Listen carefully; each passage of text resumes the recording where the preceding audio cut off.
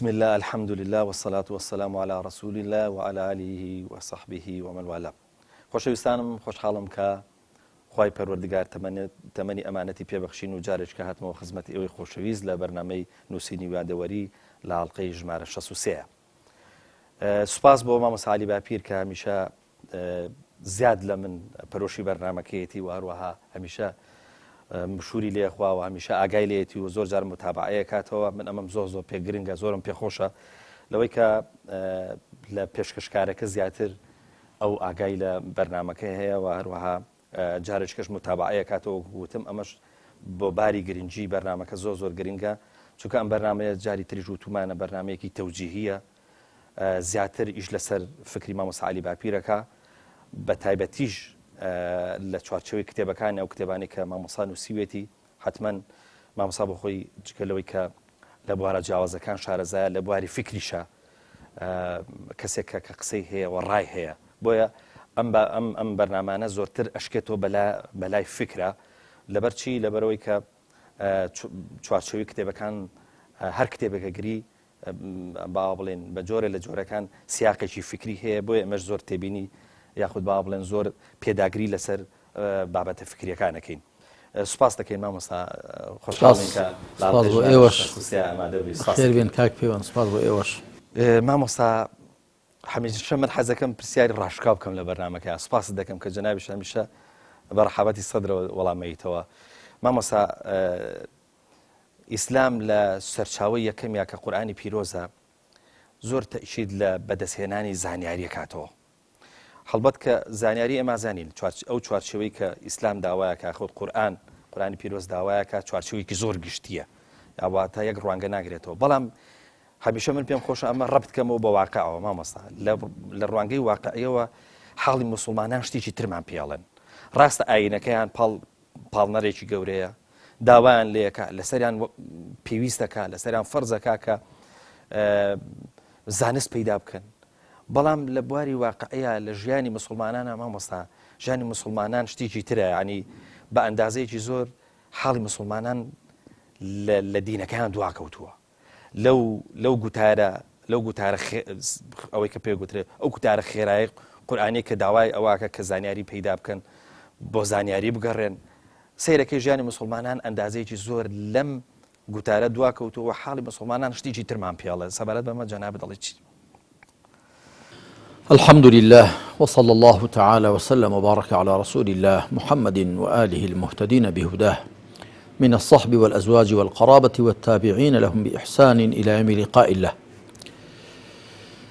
كاك پەیوەند ئەوە هەر لە ڕووی زانستیەوە نییە کە مسلمانان بە جۆرێکن و دینەکەیان بە جۆرێکی دیکەی پێ فەرموون و ئامۆژگاری کردوون و ڕێنمایی کردوون، بەڵکو لە ڕووی سیاسیەوە هەروان مسلمانان لە ڕووی سیاسیەوە خوا فەرمان دەکات دەفەرمێ ئین هذه ئومەتکم ئومەتە واحدە و دەفەرمێ واعتصموا بحبل الله جميعا ولا تفرقوا. بەڵام تەماشا دەکەی مسلمانان وا پرژ و بڵاو بوون، بە شەنە و سێلکەش کۆ ناکرێنەوە. لە ڕووی ئابووریەوە خوای پروردگار ئامۆژگاری مسلمانان دەکات دەفەرمێ کەی لا یەکونە دوولەتەن بەین الئەغنیاء منکم، با ماڵ و سامان تەنیا لە دەستی دەوڵەمەندەکانتاندا کورت هەڵنێ. کەچی تەماشا دەکەی لە وڵاتێکی بۆیە نەوەکو هەرێمی کوردستانی خۆماندا لەسەر ئاسی عراق، لەسەر ئاسی ناوچەکە کەمینەیەک دەبنە ملیار لێر، زۆرینەیەک ڕەش و ڕوت و برسی ژێرخانی ئابووری نییە، کارگە نییە، بەرهەمی خۆماڵی نییە، بەڵام تەماشا دەکەی ملیار لێرمان زۆرن. لە ڕووی کۆمەڵایەتیەوە ئیسلام فەرمان بە مسلمانان دەکات کە ڕیزەکانیان پێکۆ جۆشدراو بن، ڕێز لە یەکدی بگرن،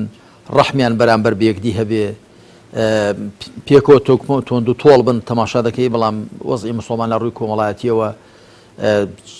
زۆرێک لە چینایەتی نەکرد، چینایەتی سیاسی و چینایەتی ئابووری، چینایەتی کۆمەڵایەتیش، یعنی هەندێکیان ژیانیان زۆر جیا لە هەندێکیان ژیانی خۆیان ماڵ و منداڵیان. لە ڕووی زانستیشەوە بە هەمان شێوە ڕاز دەفەرمووی خوای پەروەردگار لە ئاەتەکانی پێش لە بەڵێن ئاڵلقەکانی پێشەشدا تۆزێک باسمان کرد. بەلای کەمەوە لە 750 ئاەتدا خوای پەروەردگار باسی زانست دەکا باشی زانیاری بەگشتی و زیاتر لە 50 ئاەتدا خوای پەروەردگار فەرمان بە موسڵمان دەکا بیر بکەنەوە عەقڵیان بەکاربێنن بەڵام تەماشا دەکەی واقعی مسلمانان فعلا لە ڕووی زانستیەوە زۆر دواکەوتووە لە ڕووی فیکریەوە دواکەوتووە بۆ هەروەکو لە ڕۆکانی دیکەش لە بەرەوەی مسلمانان پابەندین بە دینەکەیانەوە بەڵام هەر ئەو مسلمانە کە ئێستا ئاوادەیان بینی ئەو ئومەتە دواکەوتووە ئێستا کاتێک بۆ کە ئەو ئومەتە لە پێش هەموو کۆمەڵگاکانی بەشەرەوە بووە لە ڕووی زانستیەوە لە ڕووی سیاسیەوە لە ڕووی کۆمەڵایەتیەوە لە ڕووی ئابوووریەوە لە ڕووی ژیار و شارستانیەوە لە ڕووی شارسازیەوە بۆچ ئەو کاتە پابەند بوون بە ئیسلامەوە کاک پێ من زۆر جار گوتومە هیچ کەس مافی ڤیتۆی نییە لە بەرامبەر یاساکانی خوادا خوای پەروەردگار وەکو چۆن یاساکانی شەریعەتی داناون مسلمان ئەگەر مسلمان بێ وەکو تاکچ وەکو کۆمەڵ دەبێ پیان و پابەند بن ئەگەر نامانایەک بۆ مسلمانەتی نامێنێتەوە بە هەمان شێوەش خوا کۆمەڵێک یاسای لە گەردووندا داناون ئەو یاسا گەردوونیانە هەر کەسێک پیان و پابەند بێ قازانج دەکا هەر کەسێک لیان لادا زەرەر دەکا یەشی لە یاسا گەردوونیەکانەوەی کە خوا سوبحانه وتعالى فەرمانی کردبووی کە بگەڕێین قل سيروا في الأرض تماشا بکەین أولم ينظروا في ملكوت السماوات والأرض سرنج بدەین فلينظر الإنسان إلى طعامه فلينظر الإنسان مما خلق کاتێک کەسانێک ئەو فەرمانانی خوا جێبەجێ دەکەن یاسایەکی گەردوونی خوان جێبەجێ کردو کە بریتێ لە دۆزینەوە یاساکانی خوا کەسێ یاساکانی خوا لە گەردووندا بدۆزێتەوە پێی بەنیهێنیەکان دەبا و دەتوانێت ژیانی خۆی بەرەو پێشەوە بەرێ جا هۆکارەکەی هەر ئەوەیە کە فعلا مسلمانان پابەند نین بە دینەکەیانەوە و ئەوە هەر ئێستاش نییە لە مێژە یعنی زانایان دەڵێن بۆ وێنە دەرگای ئیجتیهاد دەڵێن لە سەدەی چوارەمی کۆچیەوە دەرگای ئیجتیهادیان گاڵەداوە ئەلبەتە دەرگایەک خوا بیکاتەوە بە کەس پێوە نادرێ بەڵام ئەو دواکەوتوێتی مسلمانانە یا ڕەنگە کەسانێک کە نائەهل و ناشایستە بوو بن ویستە بیان ئیجتیهاد و بیرروبۆچوونی تازە لە قورئان و سونەت هەڵبێنجن ئەهلیەتیشیان نەبووە زانایان بۆ ئەوە کە خەڵک سەری لێ نەشێوێ و بیرۆکە و فتوای سەیر نێن گوتوانەکە کە دروستێک کەس ئیجتیهاد کاگەنە لە ڕاستیدا مرۆڤ بەبێ ئیجتیهاد هەر ناشی مرۆڤ بەبێ بیرکردنەوە بەبێ هەڵهێنجانی تازە بەبێ تێگەیشتنی تازە لە دینەکەی دوا دەکەوێت جا ئەوەیە قەزەکە ئەوەیە کە مسلمانان پابەند نین نەکەر ئێستا هەر لە مێژیشە وەکو کوردەواری دەڵێن ئەو ئاوە لە مێژ ڕژاوە و پێ ڕێکخراوە ئێستا نییە من بەسم بە دیاریکراوی ئەوە بوو وەختی خۆی حاڵەتی ئیسلامی بەتابەتی لە هەشتاکان بەدواوە ینی ڕخنەیەکیان لە مارکسیەکان نەگەر ئەیانگوت مارکسیە لەسەر ئاسی تیۆر شتێکە و لەباری واقعیشە شتێکی ترە یعنی ئەمە یەکێک ڕخنەکانی حاڵەتی ئیسلامی بەڵام ئێستا ئەم ڕخنەیە بۆ حاڵەتی ئیسلامی خۆشی ڕەوانیە کە لەسەر ئاستی تێکست و لەسەر ئاستی قورئانی پیرۆز و فرمودەکانی پێغەمبەر سەڵێکی شتێکە و لەسەر لە واقعی خۆشە شتی هەرگومانی تێدانی بەرێ وڵات چۆنجا خۆ واقعی مسلمانان پێچوانەی ئەوەی کە قورئان دەفەرمێ وەکو باسم کرد نەکە لە ڕووی زانستیەوە یعنی لە ڕووی سیاسیەوە تەماشا دەکەی مسلمانان پڕژ و بڵاون 101 ناونیشانیان هەیە لە حاڵەدا کە خوا دەفەرمێ هو سەماکم المسلمین خوا ناوی لە ئێوە ناوە مسلمانان کەچی تەماشا دەکەی لە نێو مسلماناندا ئەو دەمارگیریەی بۆ مەشرەب و مەزهب و ناو بۆ وێنە سۆفی سەلەفی لە نێو سەلەفیدا فڵان لە نێو سۆفیدا فڵان لەو جا لایەنی دیکەی ئیسلامی ئەوجا کەسایەتی دیکە ئەوجا مەزهبی فیقهی ئەوجا قوتابخانەی فیکری ئەو دەمارگیریەی کە مسلمانان هەیەە بۆ ئەو ناو نیشانانە کە هەموو ناو نیشانی مێژووین یا خۆیان گرنگەوە خۆیان دایان ناو نیشانانە بەڵام ئەو ناو نیشانێک کە خوا بۆی داناوین هو سەماکم المسلمین من قبل وفي هذا یەک ناو نیشانمان هەیە کە هەمومان کۆبکاتەوە کە بریتێ لە مسلمانەتی دەئێستا وەکو گوتم ئەو ئینتیما و دەمارگیریەی کە کەسانێک هەیەە ناڵم هەموو مسلمانان کەسانێک هیانە بۆ ناوێکی دیاریکراو بۆ مەزەبێکی دیاریکراو بۆ ڕەوتێکی دیاریکراو بۆ مەشرەبێکی دیاریکراو ئەو دەمارگیریە نییە نیگە قسە بڵێ بە مەزهبەکەیوی بە فکرەکەیوی بە ڕەوتەکەی بە ناونیشانەکەیوی نە قسەی پێ بڵێ هەر ڕەخنەی لێ بگری قیامەتی لێ هەڵدەستێ بەڵام ڕەخنە لە ئیسلام بگری ڕەخنە لە ئیسلام بگرێ ڕەخنە لە نای مسلمانەتی بگرێت چ مشکلەی نییە بەڵام گرنگە باسی وی نەکەی ئەوە چیە معنە هیچ علاقەی بە دینەوە نییەوە بیر لێ کردوێتەوە یعنی ئێستا تۆ تەماشا دەکەی بۆیە مسلمانێکی حەنەفی مەزەب ڕەخنە لە مەزەبی حەنەفی بگرە زۆری پێ ئەوەیە بەڵاوە ڕەخن لە خودی ئیسلام بگرە ڕەنگە زۆری مشکل نەبێ یاگە بڵێ ئیسلام ئاوە بەڵام نا گرنگۆ ڕەخن لە طریقەتەکەی ئەو لە مەشرەبەکەی ئەو لە ناوەکەی ئەو لە ناونیشانەکەی ئەو جا ئەوە دواکەوتوێتی مسلمان جا لە ڕووی سیاسیەوە لە ڕووی فیکریەوە لە ڕووی ئابوووریەوە وەکوتم لە ڕووی ئابوووریەوە کاکە پەیوەند تۆ تەماشای مسلمانان کە لە مەدینە چۆن بوون بۆ وێنە ئەو کۆمەڵگای کە پێغەمبەر سەڵسەڵام بنیاتینە ئایا وا هەبوو بەو شێوەیە بێ زانی بیان کەسێک هەیە هەژارە نەدارە خۆی پێناژیە هەموو هاوکاریان کردووە لە حەدیثێکی صحیحدا هاتووە لە صحیح مسلمدا کە دەڵێ ڕۆژێک خەڵکێک لە یەمەنەوە هاتبوون هەژار و نەدار و ڕوت و ڕەژاڵ بوون چ لە ڕووی بەرگ و پۆشاکەوە چ لە ڕووی خواردنەوە چ لە ڕووی وەڵاخەوە هیچیان پێ نەبوو دەڵێ پێغەمبەری خوا عەلەیهی الصەلاة وەسەلام فەرمووی من كان عنده فضل زاد فليعد به على من لا زاد له ومن كان عنده فضل ظهر فليعد به على من لا ظهر له فذكر من أصناف المال ما ذكر حتى ظننا أنه ليس لأحد منا حق في فضل أما دقي فرمایشەکەیە پێغەمبەر عەلەیهی الصەلاة وەسەلام فەرمووی هەر کەسێک بژی و ئازوخەی زیادی هەیە بابیدا بەوە کە نیەتی هەر کەسێک وڵاخی زیادی هەیە بابیدا بەوە کە نیەتی و هەروەها دەڵ لە شتەکانی کەشی باس کرد باسی بەرگ و پۆشاک باسی پارە باسی چی هەتا ئێمە بۆمان دەرکەوت کە هیچ کەس بۆی نییە شتێکی زیادی هەبێ خەڵک هیچ کەشەی پێویستی پێی بێ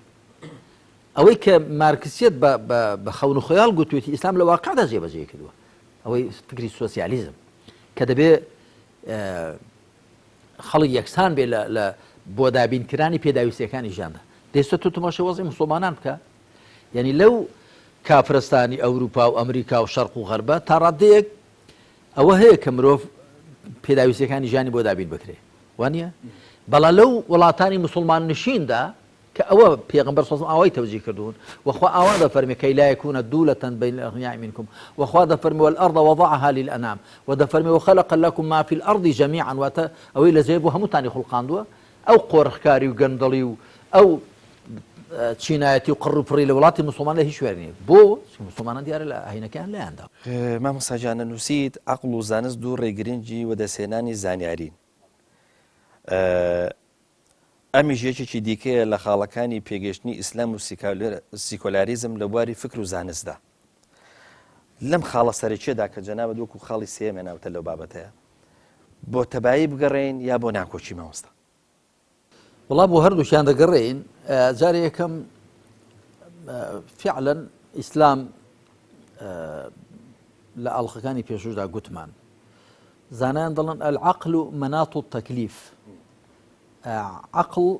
بناغەی ئەرکداریە یعنی خۆی پەروەردگار تەنیا عاقڵانی دواندوون و ئەم قورئانە خوا دەفەرمێ لقەومی یعقیلون و مرۆڤ تا عەقڵی کامڵ نەبێ ئەرکی شەرعی ناکەوێتە سەرشان منداڵ مکەلەف نییە شێت مکەلەف نییە کەسێ لە هۆش خۆی چوو بێ ئەتانێتەوە هۆش ئەرکدار ناکرێت و لە ڕووی زانستیشەوە خۆی پەروەردگار زانیاری کردووە بە بناغەی عەمەل فاعلم أنه لا إله إلا الله بزانە کە بێزگە لە خوا هیچ پەرستراوێک نیە پێشە دەبێ عیلم وەکو زانایان وەکو بنچینەیە گوتویانە وكل من بغير علم يعمل أعماله مردودة لا تقبل هەر کەسێ بەبێ زانیاری کار بکە کردەوەکانی ڕەتکراوە قبول ناکرێن ئەوە لە ئیسلامدا طبعا علمانیەتیش ئێمە عادەتمان وە بە ئینسافەوە قسە دەکەین علمانیەتیش فعلا نەک هەر گرنگی بە عەقڵ دەدا بەڵکو عەقڵ دەکاتە شەق و گرنگی بە زانستی جەدا بێگومان گومانی تێدا نیە بەڵکو زانیاری وەکو بڵێ بە بۆچوونی ئێمە بەڵام جۆرێک لە زانیاری دەکاتە جۆرێک لە بەدیل بۆ دین و بۆ خوا و بۆ وحی بۆ هەموو شتێک یعنی تێبینی ئەوە خاڵی تەبایەکەیە خاڵی تەبایەکە هەردووچان دان بە عەقڵ دادێن بە عیلم دادێنن و هەردووچان عەقڵ و عیلم بە بناغا دادەنێن بەڵام جیاوازیەکە چییە ئەوە تەبایەکەیە ناتەبایەکە لەکوێدە ناتەبایەکە لەوەدایە لە ئیسلامدا عەقڵ دروستکراوێکی خوایە گومانی تێدا نیە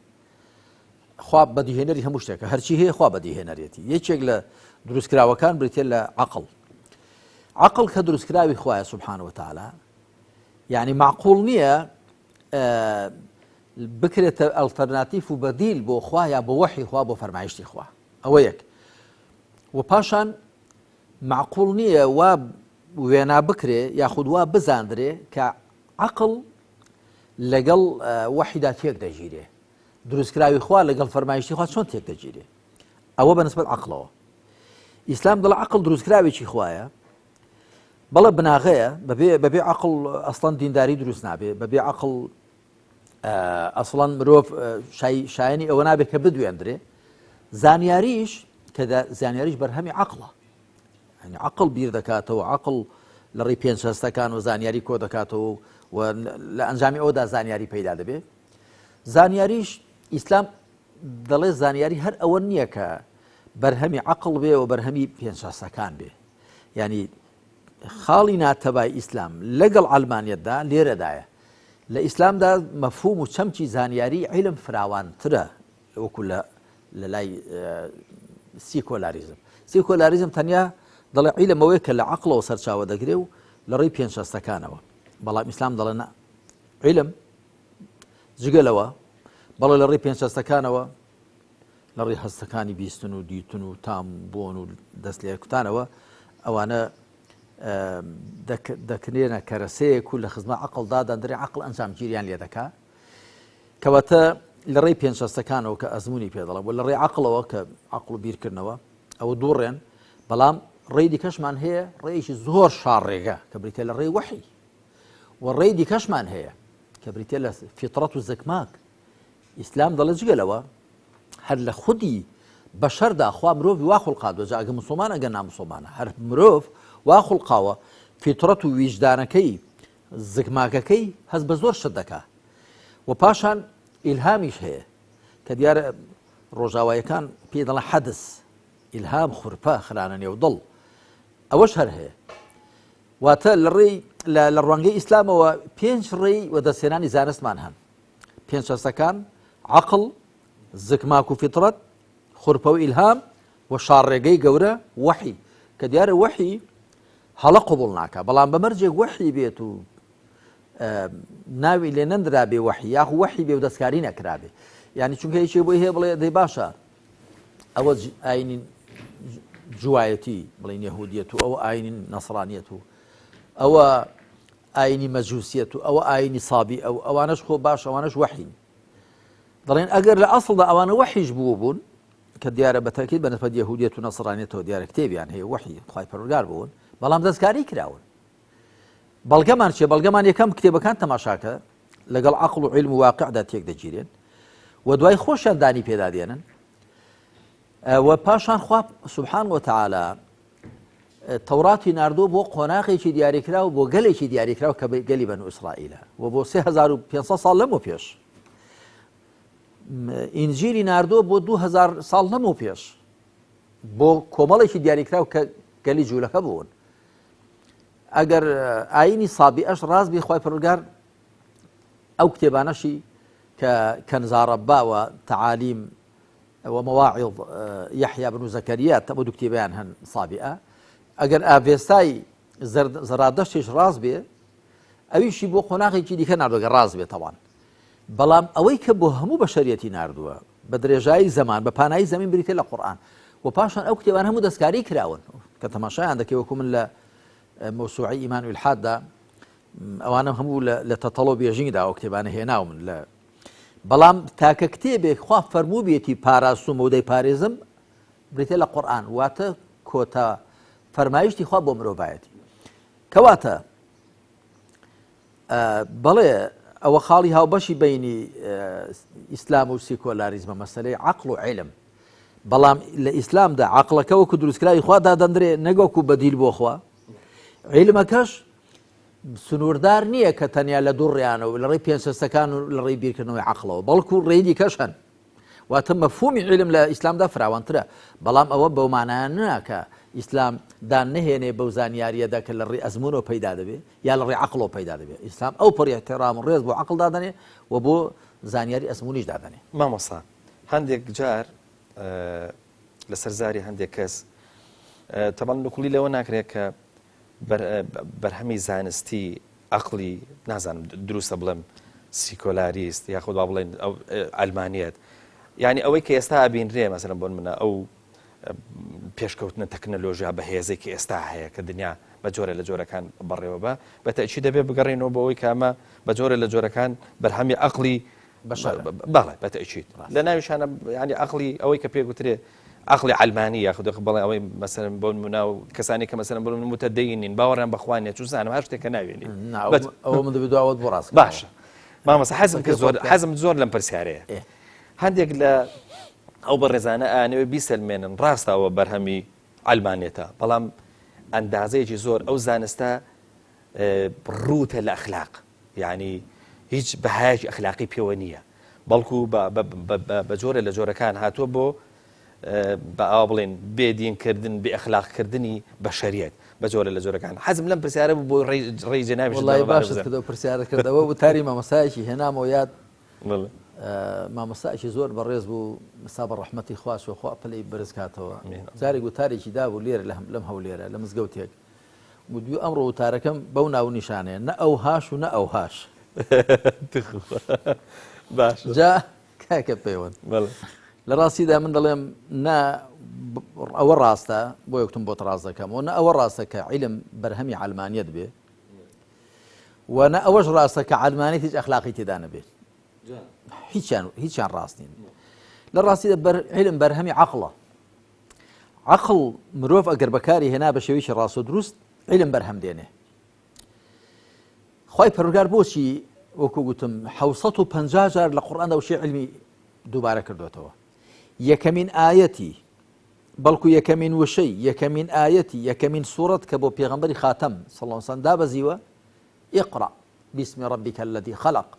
وهر لو درجة وآياتان اقرأ باسم ربك الذي خلق الإنسان من علق اقرأ وربك الأكرم الذي علم بالقلم علم الإنسان ما لم يعلم زۆر جێسەر سوڕمانە پێغەمبەر عەلەیهی سەڵات وسەلام بە خۆی نەخوێندەوار بە هەردوو واتاکەی نەشارەزا لە کتێبە پێشوەکان و نەزانینی خوێندن و نووسینیش وما كنت تتلو من قبله من كتاب ولا تخطه بيمينك إذا لارتاب المبطلون سورة عنكبوت ده خوا دەفەرمێ لە پێش قورئاندا هیچ کتێبێکە نەخوێندێتەوە بەدەستی ڕاستی هیچ نەنووسیوە نەخوێندنت هەبووە نەنووسینت هەبووە لە نێو خەڵکێکی نەشارەزا لە کتێبە پێشوەکان و بە زۆریش نەخوێندەوار هو الذي بعث في الأميين رسولا منهم پێغەمبەر نەخوێندەوار کۆمەلگا نەخوێندەوار یاخو نەشارەزا لە کتێبە پێشوەکان کەچی یەکەمین وشەی یەکەمین ئایەت لە یەکەمین سوورەت کە بۆی دادەبەزێ ئیقڕە بۆ یەکێک لە زانایان دەڵێ ئومەت ئیقڕە لا تەقڕە لە ڕاستیدا بۆی خوا سبحانه وتعالى ئەوەندە گرنگی بە زانیاری داوە چونکە خوا دەزانێت سبحانه وتعالى کە ژیانی بەشەر بە زانیاری ڕێک و پێک دەبێ جا چ ژیانی بەشەر لە ڕۆ دینداریەکەیەوە چ لە ڕۆ دنیاداریەکەیەوە چ بتوێت دینداریەکی ڕاست و دروستکەی دەبێت لەسەر بناغی زانست بێت لەسەر بناغی شارەزای و بەرچاوڕوونی بێت چ بتوێت دنیاداریەکی ڕێک و پێکەی دەبێت هەر ئەهلی زانست بی بۆیە ئەو قسەیە کە دەگوترێ کە دەویسترێ علم و ئیلحاد یا علم و بێدینی پێکەوە جوود بکرێن ئەسڵ و ئەساسی نییە لە ئەسڵدا زانست کە بە مرۆڤ گەیشتووە لە ڕێی پێغەمبەرانەوە پێگەیشتووە و لە ڕێی وەحی خواوە پێگەیشتووە و جگە لەو عەقڵی کە خوا بە مرۆڤی داوە ئەو فیتڕەت و زگماکەش کە خوا مرۆڤی لەسەر خوڵقاند و هەردووکیان هاندەری مرۆڤن بۆ دۆزینەوە زانایانی دەرووناس دەڵێن مرۆڤ 4 هەستی هەیە کاتی خۆی لە باسی کتێبی خواناسی ئاین ئیماندا زۆرمان باس کرد 4 هەست هەیە لە مرۆڤدا 4 هەستی معنەوی کە ینی هەموو هەژمونیان هەیە بەسەر هەموو جموجۆڵەکانی مرۆڤدا هەستی زانست خوازی مرۆڤ دەیەوێت شت بزانێ هەستی جوانی خوازی مرۆڤ دەیەوێت شت جوان کاشتی حەزی لە شتی جوانە هەستی چاکی خوازی مرۆڤ حەزی بە ئەخلاقە بە قیەمە هەر مرۆڤ وەکو مرۆڤ و هەستی خواپەرستی ئەم 4 هەستە لە مرۆڤەکاندا هەن بە یەکسانی کەواتە لە ڕاستیدا ئەوە ڕاست نییە کە وا بزاندرێ کە مرۆڤ یا ئەوەی ئێستا هەیە باسی ئەوە بکەین ئەو تۆکنۆلۆژیا و بەرەو پێشونەماندی ئێستا هەیە بەرهەمی سیکۆلاریزمە ئەسڵ و ئەساسی نییە و ئێستاش لە شوێنی وەکو ئەمریکا لە یابان لە ئەوروپا کاکە خواناسی زیاتر لە خوانەناسی بە هەموو کەس بزانێت کە حاڵەتی ئیلحاد ئێستاش حاڵەتێکی دەگمەنە نازم جاری کەس باسمان کردویانە جارێ زیاتر لە یەک لەسەر چواری بەشەر مسلمانە یەک لەسەر چواریشی زیاتریش نەسڕانیە یەک لەسەر چواری زیاتریشی وەثەنیە ئەمجا ئەوەی دیکەشی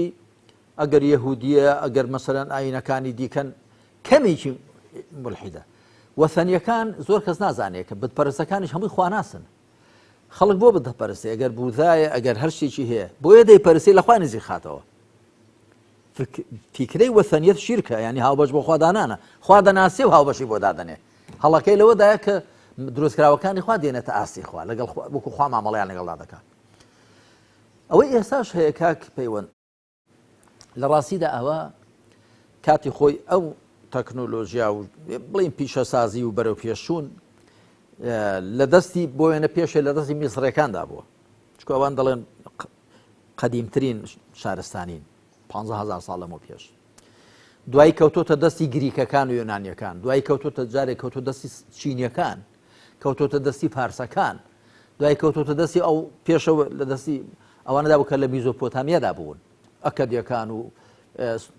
سۆمەریەکان و بابلیەکان و ئاشوریەکان و ئەمجا دوای کەوتۆتە دەستی ئەهلی ئیسلام ئەهلی ئیسلام بەتایبەت لە سەردەمی مەئموندا دارولحکمەیان دامەزران لەو بەغدای ئێستا هەرچی کتێبی یۆنانی و فارسی و کلی لەو دیمنە هی پاشایکی هند بۆ مەسەلەن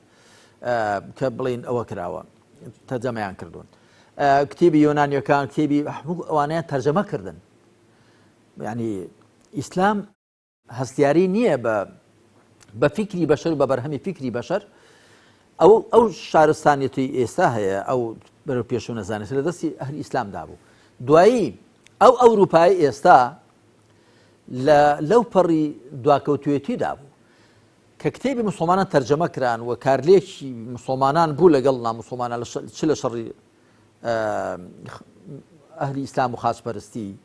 چ لە ڕێی تەرجەمەکردنی کتێبەکانەوە چ لە ڕێی گەڕیدا ئەوروپایەکان کە دەهاتن کارلێکیان بوو لەگەڵ عالەمی ئیسلامی کتێبەکانی مسلمانان تەرجەمە کران تا دەڵێ ئەو کاتە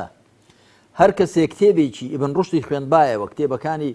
بڵێن ئیبن سینای خوێندبایەوە ئەبو حامدی غەزالی ئەوانە کە تەرجەمە کرابوون لە مەسیحیەکانی ئەعدامیان دەکرد دەیانگوت ئەوە کەوتۆتە ژێر کاریگەری مسلمانان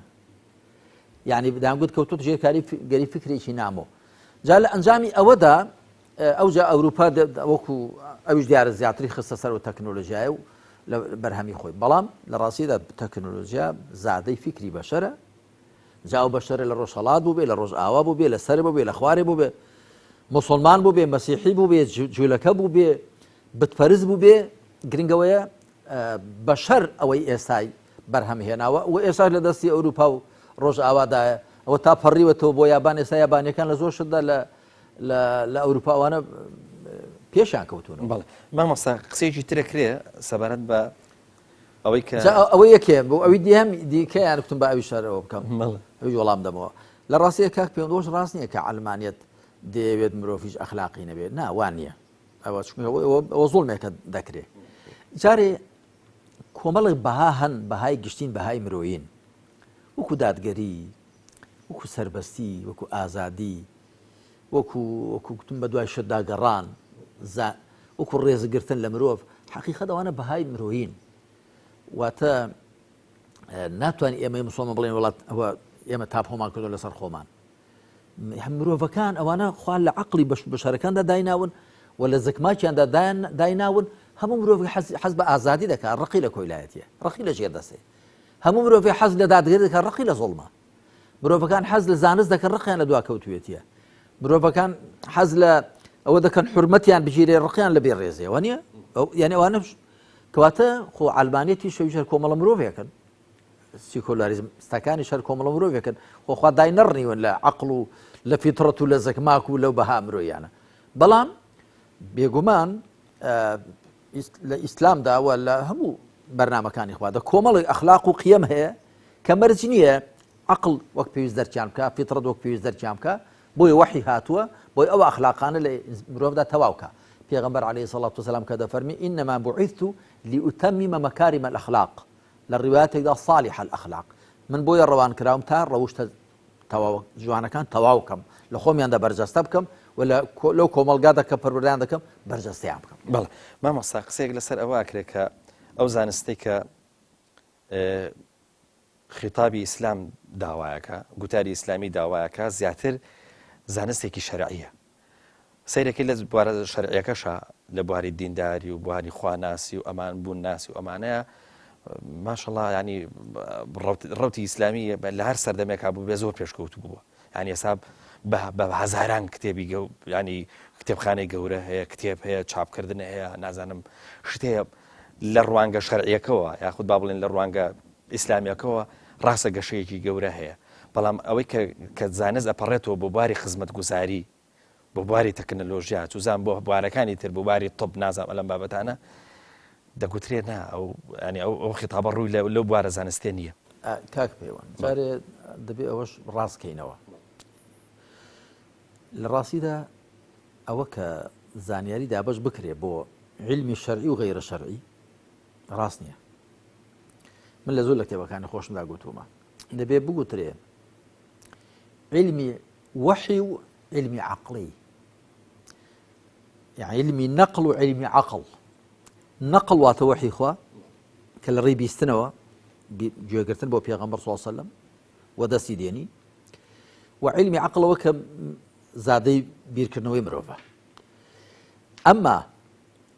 ئەگەر زانیاری دابەش بکرێ بۆ شەرعی و ناشەرعی باشە دەڵێن کامیان ناشەرعیە لە ڕاستیدا هەموو زانستەکان شەرعین تەنانەت زانایان دەڵێن زانستی جادووش مسلمان پێویستە بیزانێ هەرنەیە بۆی جادوی پێ هەڵۆشێنێتەوە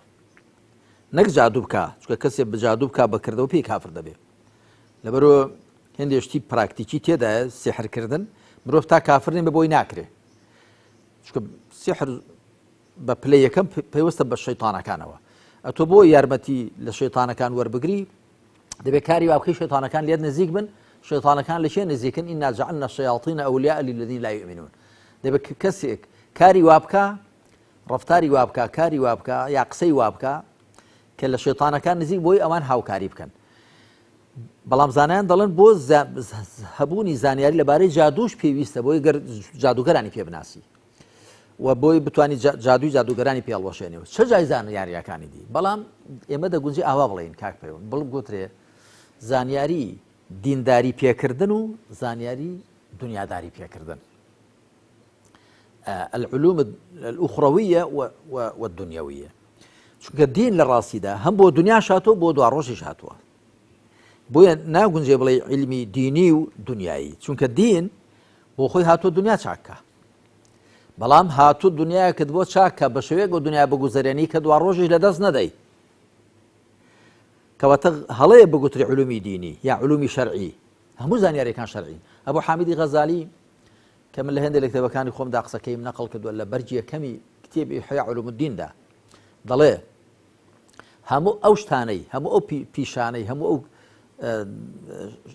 میهنانەی کە ژانی خەڵکی پێویستیان پێیانە تەنانەت وەکو دارتاشی وەکو چنین ڕستنووسی ئەو شتانی کە ئەو کاتە هەبووە بڵێن هەتا دەڵێ وەکو کەڵەشاغگرتن وەکو طیبابەت و پزیشکی ئەوانە هەمووی ئەو زانیاریانە فەرزی کیفایە لەسەر مسڵمانان بیانزانن و دەڵێ ڕەنگە پێتان سیر وێگەر بڵێم دەبێ زانیاری بەرگ درون زانیاری چنین زانیاری ڕستن و چنین زانیاری پزیشکی زانیاری چی فەرزە واجبە بەڵام دەڵێ پێتان عەجایب نەبێت چونکە مسلمانان ئەگەر بێت و ئەو شتانن بۆ خۆیان جێبەجێ نەکەن پێویستیان بە غەیری خۆیان بێ گوناهبارن بۆ چونکە فەرزێکی کیفاییان چواندووە بەڵێ تۆ کەسێک کە پێنج فەرزەی نوێژی دەکەوێتە سەر لە سەری پێویستە زانیاری لەبارەی نوێژەوە هەبێ وە پێنج نوێژەکانە کەسێ زەکاتی دەکەوێتە سەر ڕۆژ و حەج ئەوەکو ئەرکە شەرعیەکان بەڵام ئەدی مسلمان لەسەریشی پێویست نییە کە کەسابەت بکە با دەبێت علمی هەبێ بەو کەسابەتە مسلمانە لەسەریان پێویستی هێزیان هەبێ و ئاعیدوا لەهم مەستەطعتم من قووە با دەبێت زانیاریان هەیە بە پەیداکردنی ئەو هێزە مسلمانان لەسەریان پێویست نییە کە کۆمەلگایەکی ویان هەبێت دادگەری تیا بچەسبێ زوڵمی تێدا نەبێ لە ڕووی زانیاری و بەرەو پێش بچێ باشتر لە نعمەتەکانی خوا بەهرەمەند بن با هەموو ئەو زانستانەی کە ژیانی مسلمانان و بەرەو پێشچوونی ژیانیان پەیچیان لەسەریان کەوتووە هەمویان واجبن زانایان بنچینی شەرعیان دەنەوە دەڵێن ما لا يتم الواجب إلا به فهو واجب هەر شتێک واجبێک پەچی لەسەری بکەوێ ئەو شتەش واجب دەبێ بۆ وێنە دەڵێن دەستنوێژ فەرزە بۆ چونکە بەبێ دەستنوێژ نوێژ ناکرێ لێ باشە کەواتە هەبوونی زانیاری بە فیزیا و بە کیمیا و بە پزیشکیگەری و بە زەویناسی و بە کشت و کاڵ و بە ڕۆکەناسی و بەچی فەرزە بۆ چ ئاوانە بێ مسلمانە ناتوان لە خێروبێرەکانی کەخوا بۆی ڕەخساندون بەهرەمەند بن مامۆستا لە خاڵی چوارەمە شێوازی زانستیانە چییە و چۆنە دەنووسی پەیڕەوکردنی شێوازی زانستیانە ئەگەر بەڕاست بێت و تەنها قسە و لافلێدان نەبێت خاڵێکی دیکەی نێوان تەوژمی ئیسلامی و ئەلمانیا لێرەدا مەبەست چییە مامۆستا شێوازی زانستیان وڵات دەگونجێ زۆر قسەی لەسەر بکرێ بەڵام من هەر بووە کە پێما حەوت خاڵ هەن بۆ کە بزانین ئەو شێوازە زانستیانەیاننا جا کە دەڵم ئەگە بە شەرتێک ڕاست بێت و هەر بانگەشە نەبێ چونکە ڕوو لە بەرامبەرەوە زۆر جا ئەلمانیەکان زۆر لافی ئەوە لێ دەدەن مرۆڤ دەبێ عیلمیانە بیرکاتەوە مرۆڤ دەبێ شێوازی زانستیانە بەکاربێنێ و نەک شێوازی غەیبیانە وەرەزان غەیب لەگەڵ زانستە تێک دەگیرێ نازانن کە زانست بۆ خۆی تا بنانگویان لە غەیبدا شەقیوە زانست ئێستا کە بەرەو پێشەوە چووە یعنی لەو تیشکانەی ئێمە دەیان بینین تیش هەر تیشک یعنی یەک لەسەر چەندی یەک لەسەر ملیاریشی نابینین ئەم گردونە کە ئێمە دەڵێن چەندی دەبینی چەندی دەبیستی لە ڕاستیدا هەر گەردیلە بۆ خۆی کە خشتی یەکەمی مادەیە گەردیلە بۆ خۆی نابیندرێ چ جای پێکاتەکانی ببیندرێن ئەلیکترۆن پرۆتۆن نیۆترۆن چ جای کوارکەکان ببیندرێن کە پێکاتەی پرۆتۆن نیۆترۆنن ئەنجا چ جای نەک هەر گەردیلە نابیندرێ گەردیش نابیندرێ مۆلکۆل کە بە چەند ملیۆن گەردیلێ گەردێک پێک دێنن ئەسڵەن گەردیش نابیندرێ بەڵکو بە چاوی ڕوود ئەسڵەن خانەش نابیندرێ کەواتە لە ڕاستیدا زانیاری بۆ خۆی لە غەیبدا شەقیوە تا بنانگویان هێزی کێشەندە ئەم گردونە هەموو ڕاگرتو ئێمە هێز کێشەندە نابینین و هەروەها زۆشتی کە کاکە پەیوەند توانین بڵین شێوازی زانستیانە دەبێت ئەو حەوت خاڵی تێدا بێ یەکەم مرۆڤ دەبێت بابەتیانە قسە بکە نەک خودیانە یعنی خود لەوێ دابنی بابەتیانە ینی مەوزوعیانە ئەو مەوزوعە ئەو بابەتە قسە لەو بکەی خودی خۆتی لەگەڵ تێکەڵ نەکەی جا ئەوە بۆ هەموو کەس هەروایە دوو دەبێ شێواز زانستیانە کە ڕێزی تێدا بگیر لە پسپۆڕیەکان یعنی بۆ وێنە من لە خۆوە نەچم لە جیاتی پزیشکی قسە بکەم من پزیشک نیم دەبێت شتێکی لێرە زانم بەڵام پزیشکێک لەوێ بێ دەبێت بار بدرێ بەو پزیشکیش دیسان دەبێت پێی بگوترێ ئێستا بە تایبەتی کاتی خۆی کە دایانگوت حەکیم واتە دکتۆر لە هەموو شتێکدا حەکیم بووە نیە بەڵام ئێستا دێ بڵین ئەرێزە نابن زەحمانەی پزیشکی چاوی یای جەرگ و هەناوی ئەرێ پزیشکی پشتی یا هی ئەژنۆی ئەر هی بڕبڕەکانی گردنی یا هی بڕبڕەکانی پشتی یاخود هی جومگەکانی پێی یا ئێستا ئەوە هەمووی زۆر ورد بۆتەوە ڕێزگرتن لە پسپۆڕیەکان سێ ئەوە کە مرۆڤ بوێر بێ بتوانێت ڕەخنە لە خۆی بگرێگە بە هەڵەداچوو و ئینسافیشی هەبێ ئەگەر بەرامبەرەکەی لە شتێکدا پێکای بڵێ لەوەدا پێکاوتە نەک بڵێ هەرچی تۆ گوتت هەڵەیە هەرچی من دێڵم هەمووی ڕاستە چوار بەهرەمەندبوون لە شێواز و لە ئەمڕازە تازەکان یعنی مرۆڤ چەق بەستوو نەبێت بە هێندێشتەوە ڕاهاتوو هەر ئاوە شێوازی تازە ئامرازی تازە بیرۆکەی تازە دروست دەبن ئینسان دەبێت بتوانێت کار لێکیان لەگەڵ بکە پێنج مرۆڤ دەبێت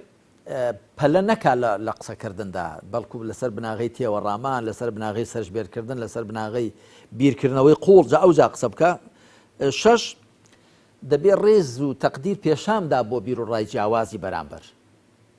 و نابێ پێی وابێ حەق هەموو لەسەروی تاپۆکراوە تەمان ئەوانەی دێڵم هەبوو بۆ موسڵمان و وەکو یەکە بۆ ئیسلامی و بۆ عەلمانی یعنی من نابێ بڵێم وەڵا هەرچ حەق هەرچی من دێڵم هەمووی حەقە دەڵێم ئەوەی دەڵێم بە حەقی دەزانم جابۆیە دەڵێم وانە بەڵام ناڵم حەق هەمووی لای منە دەگونجێ بەشێکی لای بەرامبەرەکەم بێ و پاشان ئیمام شافعی ڕەحمەتی خوا لێی قسەی چەند جوان دەکات دەڵێ قەولی صەواب یحتەمیل الخەطأ وقەول غەیر الخەطأ یحتەمیل الصەواب قسەی خۆم پێ ڕاستە دەگونجێ هەڵە بێ قسەی بەرامبەرەکەم پێ هەڵەیە دەگونجێ ڕاست بێ و حوتەم و کۆتایی ئەوەی کە زانیاری ئێمە بزانین یەک زۆر نییە زانیاری هەیە کە لە ڕێی هەواڵەوەیە ئەوە دەبێ بگەڕین بۆ سەنەدەکەی یعنی ئێستا ئێمە لێرە دانیشتوین ئەگەر کەسێک کات وتی فڵان شتە قەوماوە لە هەولێرێ بەڵێن دەبێ وابێ وانە بێ ئەگەر یەکی کەس هات و دوای دە کەس هات دەبێتە تەواتر دڵنیا دەبین وانە ئەگەر کەسێ هەواڵێکی نەقڵ کرد دەبێت لە ڕووی سەنەدەکەوێ لێ بکۆڵێتەوە ئەگەر شتێکی ئەزمموی بدەبێ ئەو شتە بگونجێ ئەزمون بکرێ مەسەن دەگوترێ کانزایەکان لە گەرمیدا دەکشێن وایە دەگوترێ ئاو لە پلەی سەد مەسەلەن دەبێتە هەڵم دەبێت بگونجێت تەجروبە بکرێ ئەگەر شتی عەقڵیش بوو دەبێت بگونجێ بەڵگەی لەسەر بهێنرێتەوە کەواتە دەبێت زانیاریش دەبێت ئەوش تەفکیک بکرێ پۆلێن بکرێ یەکشت نیە زانیاریش هەیە لە ڕێی هەواڵەوەیە کە زانیاری وحی ئەمە هەواڵ لە ڕێی هەواڵی پێغەمبەر وسڵ پێمان گەیشتووە زانیاری ئەزمموی هەیە و زانیاری عەقڵی هەیە وەکو گوتم زانیاریەکانی دیکەشان هیزک ماک و ئیلهام و ئەوانە هەمووی دەبێت لە ڕێی خۆیەوە تەماشا بکرێت ئەمانە ئەو حەوت بنەمایەکانی شێوازی زانستیانە سپاس دەکەین مامۆستا ئەڵقەی ژمارە 66 کۆتایی هات ئینشاءڵڵا لە ئەڵقەی ژمارە 64 هەندێک وردە پرسیاری تر ماوە سەبارەت بە هەم بابەتە زانستی و عەقڵەکان ئینشاءڵڵا ئەگەر بتوانم لە ئەڵقەی داهاتووە پرسیارانەش بکەم ئینشاءڵڵا سپاس دەکەم مامۆستا سەلام سواد و ئێوەش وەڵە خۆشەویستان بەم شێوەیە گەشتینە کۆتایی ئەڵقەی ژمارە 63 تاکو بە گەشتنەوەیەکی دیکە هەمووتان بەخوای گەورە ئاسپێرم خواتان لەگەڵ